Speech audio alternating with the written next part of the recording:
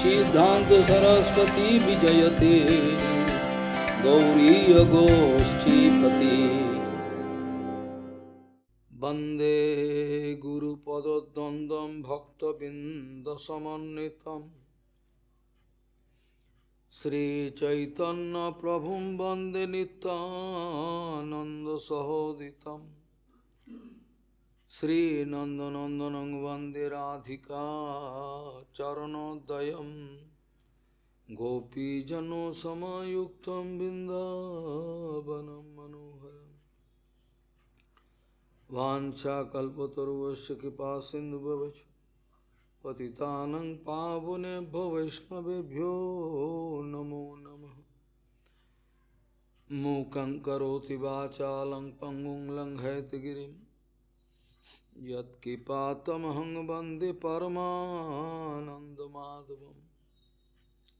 वृन्दावै तुलसीदेव वै पिया वै केशवस्य च कृष्णभक्तिपदे देवी सत्त्ववत्त्वयि नमो नमः नारायण नमस्कृत्य नरं चैव नरोत्तमं देवीं सरस्वतीं व्यासं ततो जयो मुदीरये संकीर्तने कृष्ण कथोपदेश गौरीयपत्रस्य प्रकाशने च सदानुरक्त गुरुभक्तियुक्तो भक्तिप्रमोदाक्ष जगोद्वरुण्य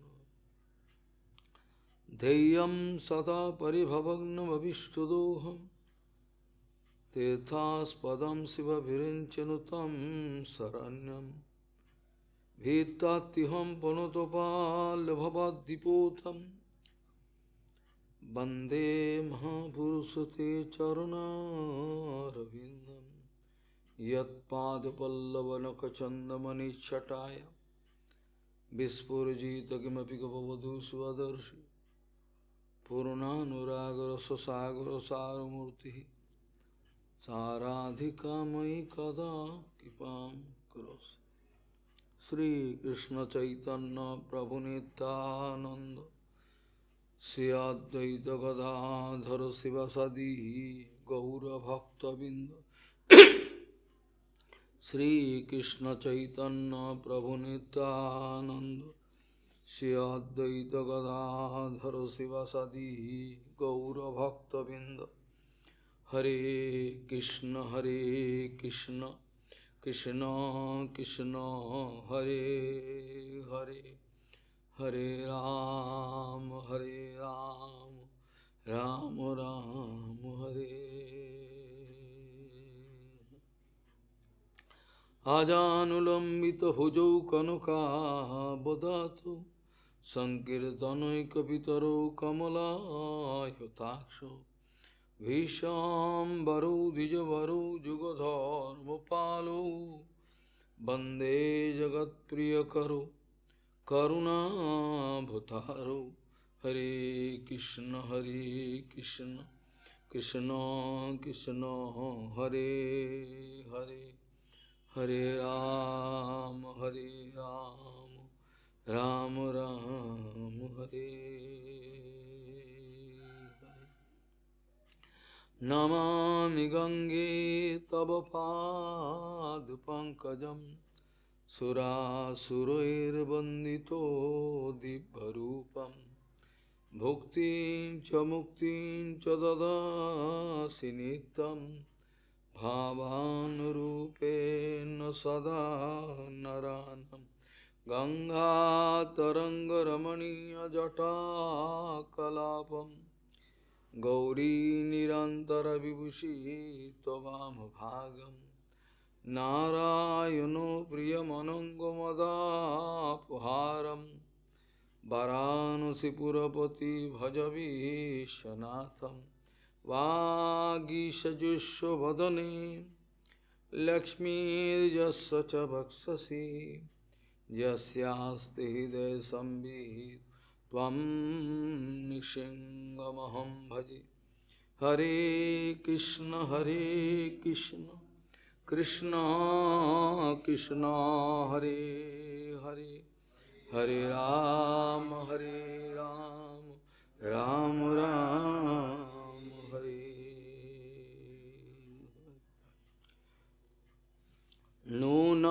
प्रमत्तः कुरुते विकर्म यदिन्द्रियो प्रीतया प्रीणोति न साधु मन्ये यत्वात्मनोऽयं मसन्नोऽपि क्लेशदासदेहो नूनं प्रमत्तो कुरुते विकर्म यदिन्द्रियो प्रीतया प्रीणोति न साधु मन्ये यत्वात्मनोऽयं न मसन्नोऽपि क्लेशदासदेहो। गौड़ीय गोस्वामीपति श्री शिल भक्ति सिद्धांत सरस्वती गोस्वामी प्रभुपाद परमहंस जगद्गुरु জানিয়েছেন গুরুপাদ পদ্মে পরিপূর্ণরূপে আস্থা না থাকার জন্য যত কিছু সমস্যার উৎপত্তি, গুরুচরণে শতকরা শতভাগ বিশ্বাস না থাকার জন্য যত রকম সমস্যা উৎপত্তি, গুরুচরণের বাক্য সেই বাক্যের থেকে আরও অন্যরকম কোনো সত্যের পথ থাকতে পারে, এই ধরনের বিশ্বাসটাকেই বলা হয় তর্কপন্থা। গুরুপাদ পদ্ম যে সত্যের সন্ধান দিচ্ছেন অপ্রাকৃত বাণী বৈভবের মাধ্যমে, তার থেকেও আরও গুরুত্বপূর্ণ কিছু থাকতে পারে, এটাই যথেষ্ট নয়। এ ধরনের বিশ্বাস যেটা, সেটাকে বলে তর্কপন্থা। আর তর্কপন্থা থেকেই প্রভুপাদ বলছেন গুরু বৈষ্ণব অন্তর্ধান করেন। তর্কপন্থা থেকে সম্পূর্ণরূপে গুরু বৈষ্ণব অন্তর্ধান করেন। একটা জড় রক্তমাংসের মানুষ থাকে, এইটাই তার কাছে সম্বল হয়ে দাঁড়ায়। দোষ দেখতে দেখতে গুরু বৈষ্ণবে অবিশ্বাস বাড়তে বাড়তে সেটা ভগবান পর্যন্ত চলে যায়। ভগবানকেও আমি বিশ্বাস করতে পারি না তখন। ভগবান যে আমার ভিতর বসে রয়েছেন, আমি যা করছি, যা করব, যা করেছিলাম, সমস্ত কিছুর তিনি সাক্ষী হিসাবে হৃদয়ে রয়েছেন, এই কথাটাও আমি মনে রাখতে পারি না। এই সামান্য কথাটাও আমার মনে থাকে না। এতটাই আমার বিচার বুদ্ধির অভাব হয়ে পড়ে। যেখানে উপনিষদও বলছেন জীবাত্মা এবং পরমাত্মা দুজনেই আমাদের হৃদয়রূপ বৃক্ষেতে বসে রয়েছেন, হৃদয় অন্তঃকরণে। জীবাত্মা সুখ দুঃখ রূপ, আনন্দ উৎসব রূপ, এই যে জড়জগৎ, এতে তারা সুখ দুঃখ আনন্দ এগুলো সব অনুভব করেন, অর্থাৎ সুখ দুঃখরূপ ফল এগুলো ভোজন করেন। আর আরেকজন রয়েছেন তার নিত্য বন্ধু, তিনি হলেন পরমাত্মা, ভগবানই রয়েছেন আমাদের ভিতরেতে, আমাদের সে খবর নাই।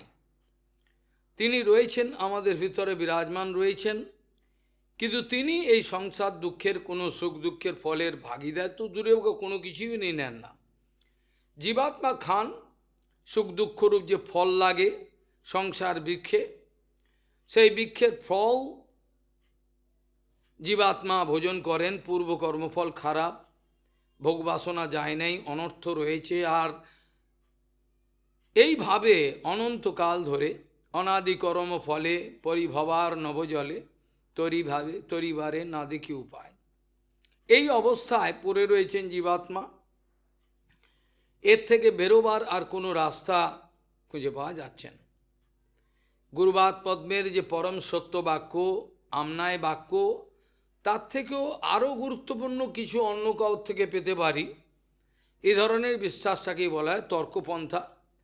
তর্কপন্থা যেখানে থাকে সেখান থেকে গুরু বৈষ্ণবের তত্ত্ব অন্তর্ধান করেন, রক্তমাংসের মানুষ পড়ে থাকে, লাভ কিছু হয় না।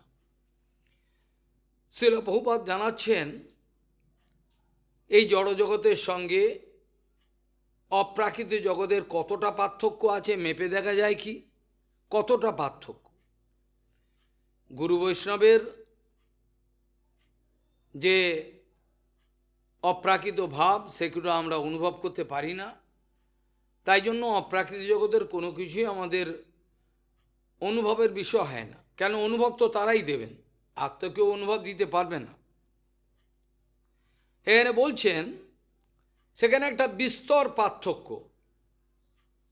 অপ্রাকৃত জগতের সঙ্গে আর এই প্রাকৃত জগতের এক এমন পার্থক্য, সেটা বলা যায় না। সেটা ইনফিনিটির পার্থক্য বললেও কোনো অত্যুক্তি করা হবে না। অপ্রাকৃত ভগবানের ধামের থেকে আমাদের এই জড়জগতের কতটা পার্থক্য, এটা মেপে দেখা খুবই মুশকিল। অনন্তের পার্থক্য বলা যেতে পারে। এই যে অনন্তের পার্থক্য, সেটা একটা খাদ আছে, খাদ, একটা ডিচ, একটা খাদ আছে। সেই খাদটা মাপা অসম্ভব, এত বিশাল। আর সেই খাদ, সেটা হচ্ছে লালে লাল। তা মানে বুঝলাম না, লালে লাল মানে? খাদের রংটা হচ্ছে লালে লাল। লালে লাল মানে হচ্ছে রক্ত এবং মাংসের ধারণা। ওইটি ওই খাল দিয়ে বইছে, ওটাকে টপকে কেউ যেতে পারবে না। রক্ত আর মাংস এই ধারণা, লালে লাল, এই খাদ পেরোনো ভয়াবহ, এটা পেরোনো অসম্ভব। অর্থাৎ আমাদের এই যে রক্ত মাংসের ধারণা কুৎসিত, ঘৃণ্য, এইটি আমাদের অপ্রাকৃত জগতের সঙ্গে আমাদের পার্থক্য স্থাপন করে রেখেছে। ভগবানকে দর্শন করতে দেবে না, মায়াদেবী প্রতিজ্ঞা করেছে। মায়াদেবী প্রতিজ্ঞা করেছেন যে কোনো রকমভাবেই আমি ভগবানের কাছেই যেতে দেবো না, এই জগতেই থাকতে হবে। এইভাবে দেখা যায় সেখানে একটা পর্দা পড়ে রয়েছে, মায়ার পর্দা। সে পর্দা না উঠালে পরে কখনোই ভগবত দর্শন হওয়া সম্ভব হবে না। ভগবত দর্শন, ভগবত নিজজন গুরু বৈষ্ণবের দর্শন, ধাম, নাম, কোনোটাকে স্পর্শ করা যাবে না। যতক্ষণ প্রাকৃত অবস্থায় থাকা যাবে ততক্ষণ পর্যন্ত কোনো রকমভাবে কোনো সমাধান হওয়া সম্ভব নয়, এভাবেই থাকবে।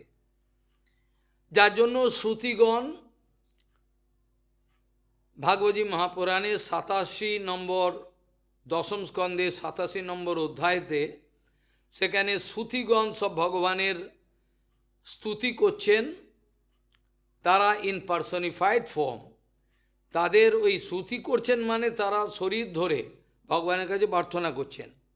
ভগবান চাতুর্মাস্যেতে শয়ন করে রয়েছেন, আর তারা এসে ভগবানের কাছে কাতরভাবে প্রার্থনা করছেন। মুনি ঋষি এবং সেই শ্রুতি স্মৃতিগণ সব প্রার্থনা করছেন। প্রার্থনাতে বলছেন, ভগবান আপনার এই যে অজা মায়া, একে আপনি নাশ করুন, এ আমাদের সঙ্গে থেকে হাঁটান, এটাকে দয়া করে এটাকে শেষ করুন। এটা না হলে আমরা দর্শন পাচ্ছি না আপনার, আমরা আপনার খালি স্তব করছি, সবই করছি, কিন্তু আপনার দর্শনের পক্ষে সম্ভব হচ্ছে না। জয় জয় ইয়াময়িত দোষ গৃহীত গুণা তমসি যদাত্মন সমবরুদ্ধ সমস্ত ভগ অগ জগদোক সাম কিল শক্ত বোধকথি। এইভাবে প্রার্থনা করছেন, জয় জয় জয় জয় জহি অজাম। ভগবান এই অজাকে আপনি গলা কাটুন, এ শেষ করুন আমার সামনে থেকে। যতক্ষণ এটাকে না করবেন আমরা আপনার দর্শন পাব না।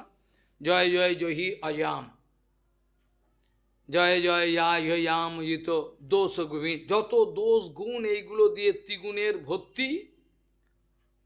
তমসি যদাত্মনা সমবরুদ্ধ সমস্ত ভগ, সমস্ত ভগগুলোকে আপনি, ভগবানে শক্তি, যেগুলো তার ভগ, যেটার জন্য আমরা সমস্ত দেবতাগণকে ভগবান বলি, ইন্দ্র ভগবান, বরুণ ভগবান, ভগবানে ভগবত্তা তাদের কিছু পরিমাণে দেয়া হয়, পাওয়ার। আপনি সমস্ত কিছুকে নিজের মধ্যে অবরুদ্ধ করে শয়ন করে রয়েছেন। তম অবরুদ্ধ, তম অবরুদ্ধ, তম অবরুদ্ধ সমস্ত ভগ, সমস্ত ভগকে আপনি অবরুদ্ধ করে রয়েছেন। দেখে এই অবস্থার মধ্যে রয়েছি আমরা, আপনি দয়া করে করুণা করে আপনি আমাদের সামনে থেকে এই পর্দাটা তুলুন, অজাকে সরান। এটা আমাদের সাধক জীবনের একটা প্রথম প্রারম্ভিক শিক্ষা। যে কোনোভাবেই আমরা মায়ার সঙ্গে কম্প্রোমাইজ করব না, এটি ভগবান আমাদের বলতে চাইছেন। প্রভুপাদ সমগ্র জীবনেই এই শিক্ষাটা দিয়েছেন।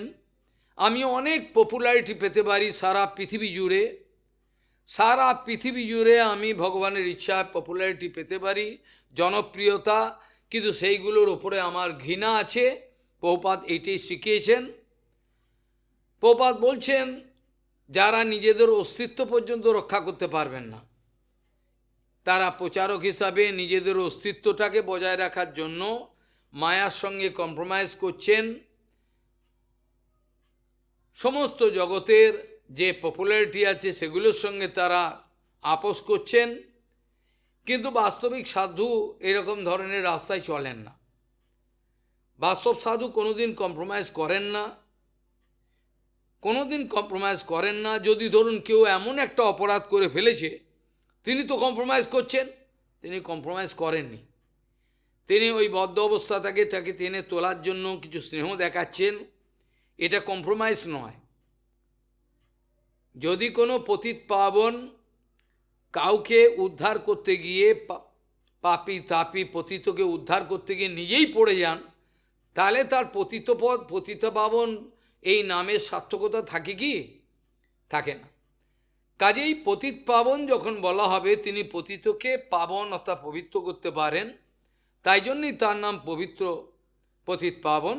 নচেত তিনি যদি পতিতকে উদ্ধার করতে নিজেই পড়ে যান, তাহলে তাকে পতিত পাবন বলা যায় না। এটা হয় না, কখনো হয় না, এটা কখনোই হতে পারে না। পতিত পাবন তার নামের সার্থকতা এইখানে। যে কোনোভাবেই আমরা এটা পুনঃ পুনঃ শাস্ত্রের বিচারে পেয়েছি, যে কোনোভাবেই বদ্ধজীবের গুরু বৈষ্ণবের কৃপা ছাড়া ভবসাগর পার হওয়া যায় না। এমনকি ছিল সচ্চিদানন্দ ভক্তিবিনোদ ঠাকুরের মতো নিত্য পার্ষদ, তিনিও কীর্তনতে এই ধরনের শেখাচ্ছেন,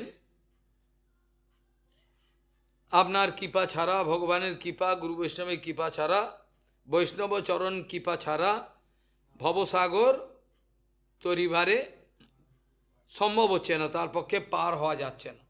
ভকতি বিনোদ নারে হইবারে পার, এই ধরনের লেখাটা আছে। বৈষ্ণব চরণ কৃপা ছাড়া ভকতি বিনোদ ভবসাগর পার হতে পারছে না, এই ধরনের কথা তারা আমাদের জানাচ্ছেন। যে কোনোভাবেই বদ্ধজীবের সম্বন্ধে চৈতন্য চৈতন্যবেদ ও অন্য সমস্ত শাস্ত্রেই পরিষ্কারভাবে এটা দ্ব্যর্থহীন ভাষায় বলা রয়েছে যে গুরু বৈষ্ণবের কৃপা ছাড়া কখনোই আমরা এই জগৎ পার হয়ে যেতে পারব না। আবার কৃষ্ণ ভক্তির জন্মমূল হয় সাধুসঙ্গ, এটা তো আছেই। অনেক রকমের বিচার বিভিন্ন শাস্ত্রে দেয়া আছে, কিন্তু মূলে আসছে একটাই, যে ব্রহ্মাণ্ড ভূমিতে কোনো ভাগ্যবান জীব গুরু কৃষ্ণ প্রসাদে পায় ভক্তিলতা বীজ। এই ভক্তিলতা বীজ কি না, সাধু সঙ্গেতে বাস্তবিক থাকার ফলেতে তাকে দেখে, তার সেবার প্রবৃত্তি দেখে কোনো রকমভাবে আমার মধ্যে একটা কেন যেন একটা সুপ্ত একটা বাসনা জেগে উঠলো, এখনও বুঝতে পারছি না। আর তার দর্শনের সঙ্গে সঙ্গে কিছু একটা প্রীতি বিনিময় হয়ে গেল। কিভাবে হলো? একটা আশ্চর্য। যেমন একটা উদাহরণ দেয়া যায়, 5 বছরের একটি বালক 4-5 বছরের নারদজি মহারাজ, সাধন সিদ্ধ নারদজি মহারাজ তার পূর্ব জন্মের কথা বলছেন যে আমাদের গ্রামেতে সেখানে একদল সাধু সেখান দিয়ে যাচ্ছিল। তারা চিন্তা করলেন যে চাতুর্মাস্য ব্রত শুরু হচ্ছে, তো এখানে খুব সুন্দর চারিদিকে জলাশয় আছে, সুন্দর পাহাড় পর্বত, ভালো মনোরম স্থান, ফল ফুল পাওয়া যায়, আর আমাদের যেটা বিশেষ দরকার সেটা শুকনো কাষ্ঠ আদি জঙ্গল, সেগুলোও পাওয়া যাবে। তা আমরা চাতুর্মাস্য ব্রত এখানে উদযাপন করব, এই বিচার করে কি করলেন, সেই সাধুর দল সেইখানে রয়ে গেলেন মনোরম পরিবেশে, এবং তাদের যে কীর্তন আদি হরিকথা মালা জপ সমস্ত কিছু তাদের ভজনঙ্গ তারা সেইখানেই করছেন।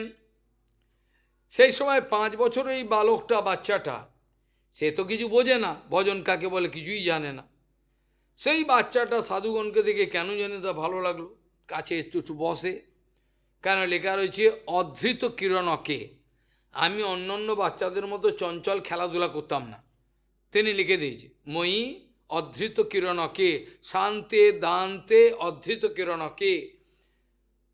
আমার উপর তাদের কৃপা কেন হলো, বাচ্চা ছেলেমেয়েকে বুঝতাম, দেখতাম যে কেন তাদের স্নেহ হয়ে গেল। আমার কিছুই করেনি, বাচ্চা টাকা দিতে পারবে না, পয়সা কিছুই পারবে না। এই ধরনের অজান্তে কেন জানি না গুরু বৈষ্ণবের সেহা, হয়তো সাধারণ মানুষের সন্দেহ হবে, ওনার উপর করুণা হয়ে গেল, আরে আমি রয়েছি আমার উপর হলো না, বুঝতে পারল, সন্দেহ হয়। হয়তো সবে এলো, তো এ তো সবে এলো, এর উপর করুণা হয়ে গেল কি করে? এটা কোনো, এর জবাব বাইরের লোক পাবে না। এইটি জীব গোস্বামীপাদ বলছেন যে কি করে হলো, কেন হলো, সেটা আশ্চর্য ব্যাপার, সেটা তিনিই জানেন। হয়ে গেল তার, আর ওই যে হয়ে গেল তার উপর নজরটা চলে গেল, যত দূরে থাকুক তাকে গাইড করবে, তাকে হারাতে দেবে না। Anyway he or she cannot get lost. যখন গুরু বৈষ্ণব নজর আছে কারোর উপর সর্বক্ষণ, নজরটা কাটতে গেলে স্নেহ চাই, স্নেহটা আকর্ষণ করতে হয় না। আমি যদি দাদাগিরি করি তাহলে তো তার স্নেহ দেখাবেন না, ঠিক আছে নে কী চাই যে। যখন আমি দিনহীন হয়ে তাদের কাছে থাকি পাগল ছাগলের মতো, তখন তাদের করুণা হয়। যেমন প্রভুপাদের হয়েছে, কৃপা হয়েছিল পঞ্চাননের ওপর। পঞ্চানন বাসন ধোয়, একটু ঝাড়ফাড়া কিছুই করে না, প্রচার প্রচার শাস্ত্র, মূর্খ, কিন্তু প্রভুপাদের করুণা আছে। দিনের মধ্যে 3 বার যে পঞ্চানন কোথায় গেল দেখছি না, কি ব্যাপার। আর পঞ্চানন তো কিছুই জানে না, শিক্ষা দীক্ষা, ও হলে কী হবে। প্রভুপাদের নজর পড়েছে পঞ্চাননের উপর, তা পঞ্চাননের বেড়া পার হয়ে গেল। কার ওপর কখন কেন নজর পড়বে এটা আমরা বলতে পারবো না। এরা অজান্তে একটা বিনিময় হয়ে যায়, বহু দূরে থেকে একটা স্নেহ বিনিময় হয়ে গেল, বা ও গাইড পাচ্ছে ওখান থেকে। কী করে হয় এটা? আবার অনেক বাহাদুরি দেখালাম, এত কিছু করি, নাম পাই না। পরম কেশব গোস্বামী বলছেন গুরু বৈষ্ণবের প্রীতি পেতে গেলে, গুরু বৈষ্ণবের স্নেহ দৃষ্টি আকর্ষণ করতে গেলে তাদের মনের মধ্যে অন্তঃকরণে কি আছে তার অনুসন্ধান আমাদের দরকার। আমরা কিন্তু এই অনুসন্ধান করি না। গুরু বৈষ্ণব কখনোই মনে করে না তোমরা চাকর। গুরু বৈষ্ণব এরা আমার গুরু, এরা রয়েছে বলে তো আমার চরিত্র ঠিক রয়েছে, আর তোমরা ছেড়ে চলে গেলে আমার চরিত্র কী হবে কে জানে। গুরু বৈষ্ণবের এইটা ভাবনা, ওরা আছে আমাকে ঘিরে রয়েছে, একটু হলে ওরা এই তো মহারাজ এটা করছে, আমাকে সাবধান থাকতে হবে, আমাকে আদর্শ বজায় রাখতে হবে। অবশ্য আদর্শ বজায় রাখাটা কোনো জোর জবস্তি বিষয় নয়, এটা অটোমেটিক হয়, প্রভুপাদের আদর্শ অনুপ্রাণিত। সেই জন্য বলছেন এখানে পরম কেশব গোস্বামী মহারাজ, শুদ্ধ গুরু বৈষ্ণবের দৃষ্টি আকর্ষণ করতে গেলে তাদের অন্তঃকরণের কী ইচ্ছা, এই গুপ্ত ইচ্ছা তারা লোককে বলেন না, যারা জানেন জেনে যান। প্রভুপাদ চলে গেছেন, কিন্তু যারা বুঝতে পারছেন প্রভুপাদ অন্তঃকরণে কি বলতে কি চাইছে তারা জানেন, তারা বুঝতে পারেন প্রভুপাদ কি আজকে চলে গেছেন এখান থেকে, কিন্তু তিনি নিত্য জগৎ থেকে দেখছেন যে কে কতটা পরিমাণে আমাকে ভালোবাসে, কে কতটা পরিমাণে প্রাণকে বিসর্জন দেওয়ার জন্য ব্যস্ত রয়েছে। তারা কখনো আতাত রিকনসিলিয়েশন প্রসিডিওরে যেতে চাইছে না, তারা চাইছে যে কোনোভাবেই আমার কথা তারা প্রচার করবে, আমার কথা বলবে। তারা কখনোই একটা সামঞ্জস্য করে একটা গোঁজামিল দেওয়ার চেষ্টা করছে না। প্রথম কথাই হলো, আমি যখন কাউর সঙ্গে, কোনো সহজিয়ার সঙ্গে বা কোনো গ্রুপের সঙ্গে যদি আমি কিছু করতে চাই, আতাত করতে চাই মিলেমিশে, তখন আমার মধ্যে কিছু ভালো গুণাবলী, আচার আদর্শ আমাকে ত্যাগ করতেই হবে, আর তার ওই সব জঘন্য আচার আদর্শে কিছু নিতেই হবে, নালে আতাত হয় না। জলে তেলে কখনো মেশে না, মেশে কি যতই চিৎকার করে বড় বড় লেকচার, জল আর তেল কখনো, সর্ষের তেল জলে ঢেলে দিলাম ওই ভাসবে, কিচ্ছু হবে না। এটা কথার কথা, এভাবে হয় না। প্রভুপাদ বলছেন গুরু বৈষ্ণবের মন পেতে গেলে গুরু বৈষ্ণবের যখন স্নেহটা পেতে ইচ্ছা হয় কাউর, আমি এমনভাবে তার হৃদয়টা প্রবেশ করে যাব যে আমি সব অনেক দূরে থেকে আমি বুঝতে পারবো তিনি কি চাইছেন। এটা হলো বাস্তবিক গুরু সেবকের অনুসন্ধানের বিষয়। সে যদি না বুঝতে পারে সে নিশ্চয়ই গুরু সেবা বৈষ্ণব সেবা করে নাই, এটা জানতে হবে। অন্তরের অনুসন্ধান না পাওয়া পর্যন্ত সে গুরু বৈষ্ণবের মনোভীষ্ট সেবা করতে পারবে না। পারবে কি? গুরু বৈষ্ণবের মনোভীষ্ট সেবা করতে গেলে তার অন্তঃকরণের খবর রাখা দরকার। তিনি কি চান? বাইরে অনেক কথাই তিনি বলেন, কিন্তু অন্তঃকরণে তার কি ইচ্ছাটা, কি ভাব নিয়ে তিনি সেবা করেন, তার আদর্শটা কি, আমাকে কেমনভাবে তার সঙ্গে সামঞ্জস্য বিধায় এমনভাবে করতে হবে যে আমাকে যদি মারে তাহলে আমার গুরুর অপমান হবে, আমাকে যদি কেউ প্রহার করে অপমান করে তাহলে জানতে হবে আমার গুরুদেবকে অপমান করে। যেটা মীনকেতন রামদাসের আচরণে দেখে, হরিকথাতে আমি আগেও আলোচনা করেছি। মীনকেতন রামদাস নিত্যানন্দকে বক্ষে নিয়ে আসেন তিনি, সেরকম সৎশিষ্য গুরুদেবকে হৃদয়ে নিয়ে থাকেন, প্রভুপাদকে হৃদয়ে বসিয়ে রাখেন। তাদেরকে কোনো রকমভাবে যদি কেউ অপমান করে ডায়েরিতে তাদের নামটা লিখে রাখো, আমার কথা, আমি আমার কথাটা ডায়েরিতে লিখে রাখবে, যে অপমান তার ভবিষ্যৎটা দেখবে, মেপে মেপে মেপে মেপে দেখবে কি হচ্ছে তাদের জীবনে।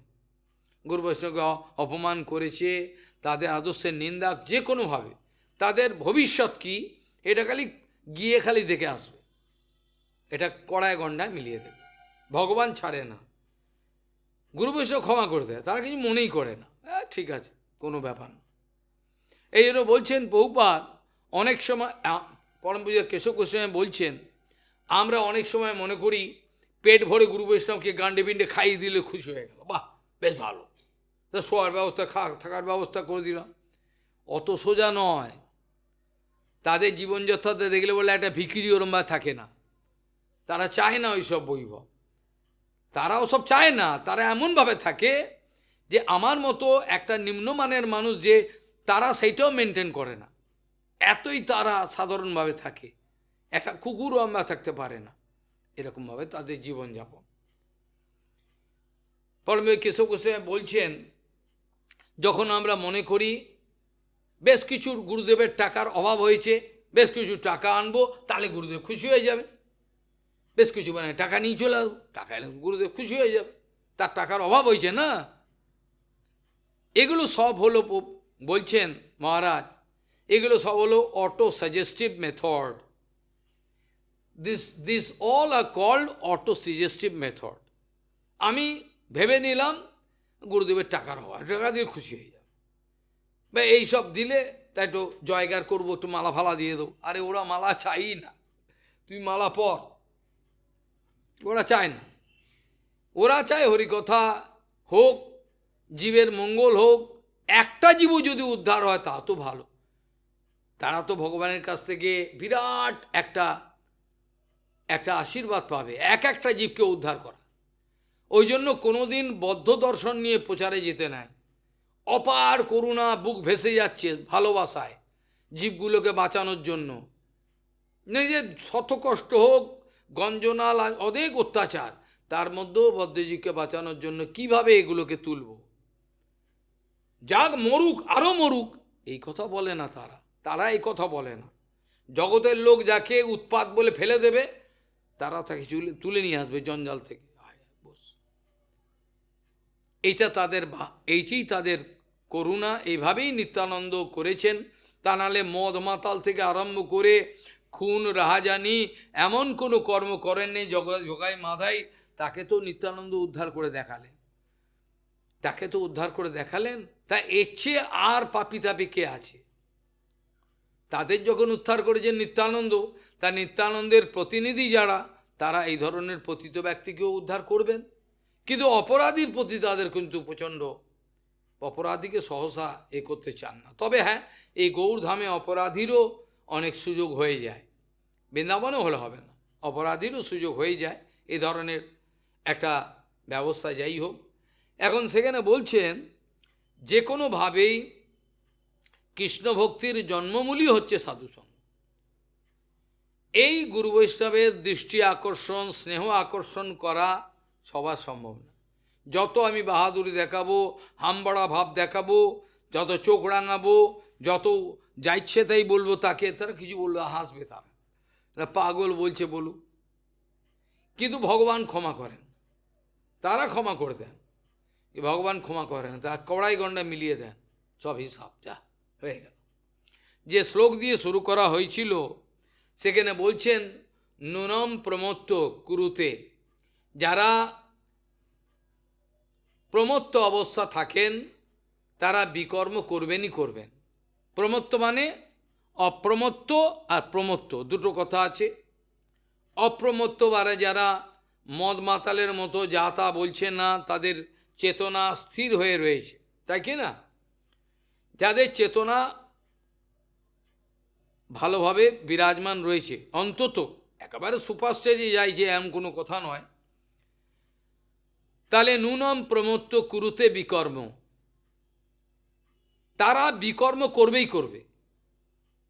যারা প্রমত্ত অবস্থা, প্রমত্ত মানে একটা মদ মাতাল যদি মদ মাতাল কী করবে? চর্চ খেয়ে যে গাছ গে মারতে কী করবে? সে কি করবে? সে কি নিজের বশে আছে? সে তো নিজের বশে নাই। সে যখন নিজের বশে নাই, তাহলে তো নিজে কন্ট্রোল নাই, তার মন, শরীর, ইন্দ্রিয় কোনোটাই তো কন্ট্রোলে নাই।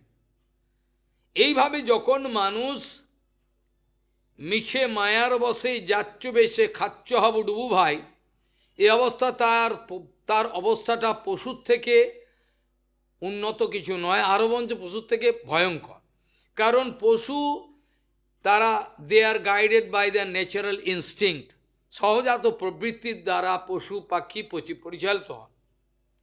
আমাদের মনুষ্য জাতির বিশেষ হলো তাদের মধ্যে বিচার বুদ্ধি দিয়েছে, এটা খারাপ, এটা ঠিক, এটা অন্যায়, এটা ন্যায়, এগুলো বোঝবার রেশনালিটি আমাদের দেয়া হয়েছে। এই অবস্থায় আমরা যদি সেগুলো হারিয়ে ফেলি, তাহলে আমরা পশুর থেকেও নিচে নেমে যেতে পারি, কোনো এর বিষয়ে কোনো সন্দেহ নাই। তাহলে প্রথম প্রশ্ন হলো যুধিষ্ঠির মহারাজ, এই পরীক্ষিত মহারাজ, তিনি কেন কলিকে মারেন নাই? কি কারণে মারলেন না? তিনি তো তার তরবালটা খুলেছিলেন কলিকে কাটলেন না কেন? সেইখানে জবাবে বলছেন, সুখদেব গোস্বামী বলছেন যে কলিকে না কাটার একটাই কারণ, কলি পায়ে পড়ে গেছে, আর ক্ষত্রিয় যিনি শরণাগত তাকে মারেন না, এই জন্য তাকে মারেননি। আর একটা কথা হলো পরীক্ষিত মহারাজের, তিনি হচ্ছেন সারঙ্গ ইব সারভুক, তিনি মধুকরের মতো খালি মধুটাই সংগ্রহ করেন, ফুলে যে বিষও থাকে সেগুলো নেন না। এই পরীক্ষিত মহারাজের এই যেহেতু তিনি মহাভাগবতের কাজই হলো কাউর মধ্যে যদি অনেক দোষ থাকে, খালি একটা গুণ দেখবেন, দেখে বলবেন না একে বাঁচাতে হবে, যে কোনোভাবে এই গুণটা আছে, একে বাঁচাতে হবে।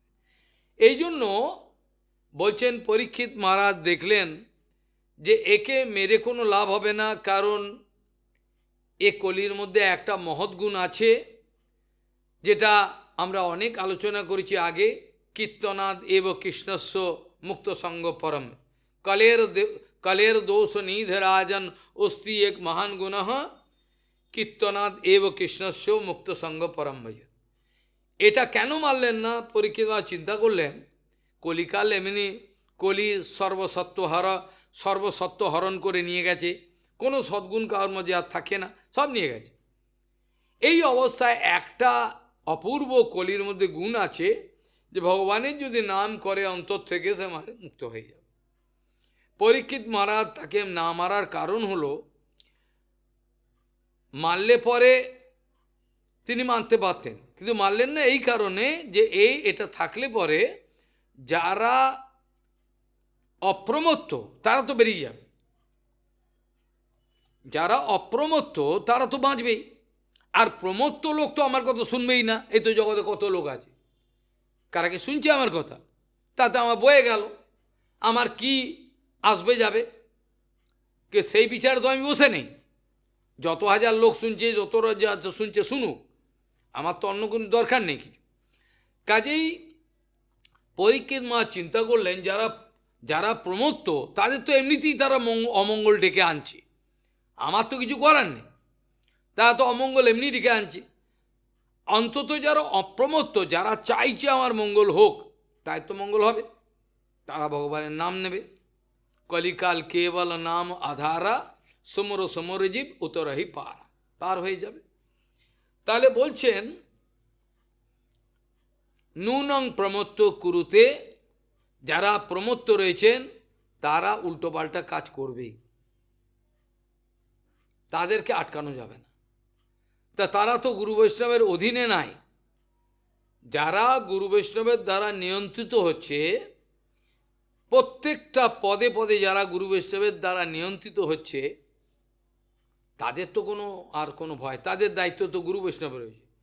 ভয়ঙ্কর বিপদে একবারে সম্মুখে একবারে সাক্ষাৎ কলি বা মায়াদেবী কিচ্ছু করতে পারবে না। সম্মুখে সাক্ষাৎ কলি দাঁড়িয়ে রয়েছে, মায়াদেবী সামনে চলে এসছে, একবারে কিছুই করতে পারবে না। কাজে এই অবস্থায় নূনম প্রমত্ত কুরু, তারা কুরুতে বিকর্ম, তারা বিকর্ম করবেই, তাদের আটকানো যাবে না। এই অবস্থায় ইন্দ্রিয়ের বশে তারা থাকছে না, আর না থাকার জন্য তারা এই শরীর, এই মন, এই পারিপার্শ্বিক অবস্থা, জগতের যা কিছু ভোগ রাগের বিষয় সাজানো আছে, তাদের দেহটাকে মনে করছে এই আনন্দগুলোকে সংগ্রহের ব্যবস্থা আমি করব। আমি এই যে জগতে যে রূপ রস শব্দস্পর্শ, রূপ রস গন্ধ যা কিছু রয়েছে, এই পাঞ্চাল দেশের যা কিছু আছে আনন্দগুলো আমি নিয়ে নেব। এই জন্যই আমাকে আমার হাত পা নাক মুখ চোখ, আমার ইন্দ্রিয় যা কিছু আছে, আমার মন, এগুলো ভগবান আমাকে দিয়েছে। কিন্তু শাস্ত্র তো তাই বলছে না। শাস্ত্র বলছেন ঋষিকেন ঋষিকেশ সেবনম ভক্তির উচ্চতে। ইন্দ্রিয় গ্রামের দ্বারা ঋষিকেশের সেবা করা, ঋষিকেন মানে ইন্দ্রিয় গ্রামের দ্বারা ভগবানের সেবা করাটাকেই বলা হয় ভক্তি। অর্থাৎ আমার এই চক্ষু কর্ণ নাসিকা জিহ্বা যা উদর যা কিছু দেয়া আছে, কোনো একটাকেও যদি আমি ভগবানের সেবায় লাগাতে অসমর্থ হই, সেক্ষেত্রে আমার কপালে মায়া নাচছে ধেই ধেই করে। সমস্ত ইন্দ্রিয়, কেন ঋষিকেশ, যদি তার নাম ঋষিকেশ কেন, ঋষিক মানে হচ্ছে ইন্দ্রিয়গ্রাম, তার তিনি অধিকর্তা। আজকে যদি ভগবান আমার চোখ না দিত, বা চোখ আছে আমার, যদি ভগবান কানা করে দেয়, যদি করে, এমন তো হয়েছে, চোখ আছে কানা হয়ে গেছে, তাহলে আমি কি করতাম? আমাকে কান দিয়েছেন ভগবান তার নিজের কথা কীর্তন শোনবার জন্য, আমি এটাকে যদি অপব্যবহার করি, নোংরা কুৎসিত কথা শ্রবণে লাগিয়ে দিই, অধঃপতন হয়ে গেল। আমার জিহ্বা রয়েছে, আমি উল্টোপাল্টা প্রসাদ ছাড়া অন্য প্রসাদও সেবা করিতে হয় সকল প্রপঞ্চ।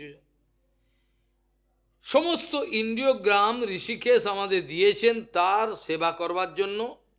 আমি সেগুলোকে যদি আমরা অপব্যবহার করি, তাহলে আমাদের অধঃপতন অনিবার্য, কেউ কাটে আটকাতে পারবে, প্রত্যেকটা উদরপস্থ পর্যন্ত।